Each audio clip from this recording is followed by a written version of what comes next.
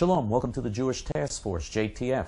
My name is Chaim Ben Pesach. This program is dedicated to elevating the souls of Simcha Bat Shlomo and Pesach Ben Dov. Why are Barack Hussein Obama, Attorney General Eric Holder, the Obama administration's Justice Department, the Democrat Party, and the left-wing news media trying so hard to enable people to commit massive voter fraud? Because we're going to have massive voter fraud, as we have every 4 years, if people are not required to show photo IDs before voting. Certain states, like Florida and Texas, have appropriately passed laws requiring voters to show photo IDs before being permitted to cast their ballots. And they've done this because of the history of voter fraud. They've done this because when they don't require photo IDs, there have been cases of dead people voting. In other words, people show up and use the names of dead people and vote. People have used their dogs and cats to vote, have used the names of dogs and cats to vote.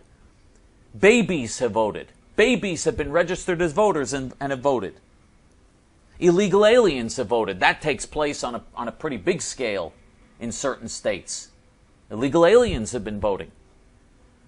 And so to prevent this type of voter fraud, which is very easy to commit, unfortunately, in many states, Florida, Texas, and other states have required that you have to simply present a photo ID. Even with the photo ID, it's possible to commit voter fraud, but it's harder.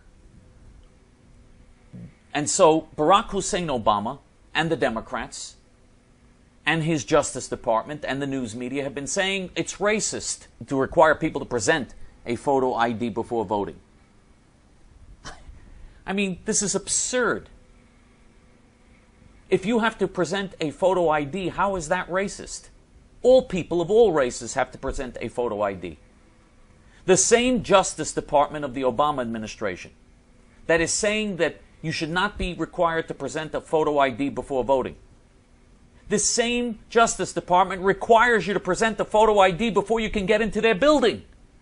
If you just want to speak to someone there, you've got to present a photo ID. Anything you want to do with the Justice Department, you've got to present a photo ID to them. Otherwise, they'll have nothing to do with you. They won't even speak to you. But the same Justice Department of Eric Holder and Barack Hussein Obama appointees hypocritically say when it comes to voter ID, that when it comes to voting, you should not be required to present a photo ID.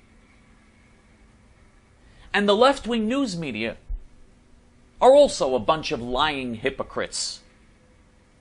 The left-wing news media requires you to present a photo ID if you go to one of their offices. If you want to go to the NBC building or the CBS building or the ABC building in New York City, MSNBC, CNN, you want to go to any of their buildings, they will not speak to you. They'll have nothing to do with you. They won't let you in their building unless you show a photo ID. And so the same media that requires you to show photo ID before you can get into their building or before they'll even speak to you, the same Obama Justice Department that requires you to show a photo ID before they'll speak to you or before you can get into their building or do anything with them, are saying when it comes to voting, you shouldn't have to show a photo ID. Why? Because they know that if there is no photo ID, and if people are allowed to just go and say, yeah, I'm A, B, or C, and you have to take their word for it, and there's no proof. If that is permitted, they know that Obama and his supporters know that will lead to voter fraud, and that will bring in more votes for the Democrats. Because when you don't have photo ID, and when you allow people to vote fraudulently, illegal aliens, people who are not registered to vote, dead people, babies, all go and vote. And there's also multiple voting. You know, there's a saying in the inner cities, vote early and vote often. I mean, there are many cases of people who vote repeatedly. And in a close election, this type of voter fraud can change the results of the election. This happened already in 1960. The presidential election in 1960 was changed because of voter fraud. Richard Nixon won the 1960 presidential election. But John F. Kennedy was elected president. Nixon, unfortunately, didn't challenge it. He should have. But John F. Kennedy was elected president through voter fraud. If Kennedy had lost in Illinois and in Texas, Nixon would have been president. Kennedy won by only a few thousand votes in Illinois and a few thousand votes in Texas. And there is massive evidence that Lyndon Johnson, who was John F. Kennedy's running mate in Texas, perpetrated massive voter fraud in that election. Massive voter fraud. Dead people voting, babies voting, animals voting, imaginary people voting, people voting multiple times. There was massive voter fraud. If not for the voter fraud, there's no question that Nixon, in an honest count, carried the state of Texas. And there's no question Nixon carried the state of Illinois. But Mayor Daley and the corrupt Cook County Democrat machine rigged the numbers and literally just added extra numbers to Kennedy's total. And so we've already seen that the presidency of the United States, a presidential election, can be altered through voter fraud. It already happened. And this is something that the Obama people are trying to do again. And they literally are trying to enable people to do this. Obama's supporters in the Marxist, anti-Semitic, and racist organization known as A.C.O.R.N, for instance, are already under FBI investigation for all types of fraudulent activities and have allegedly registered tens of thousands of voters illegally.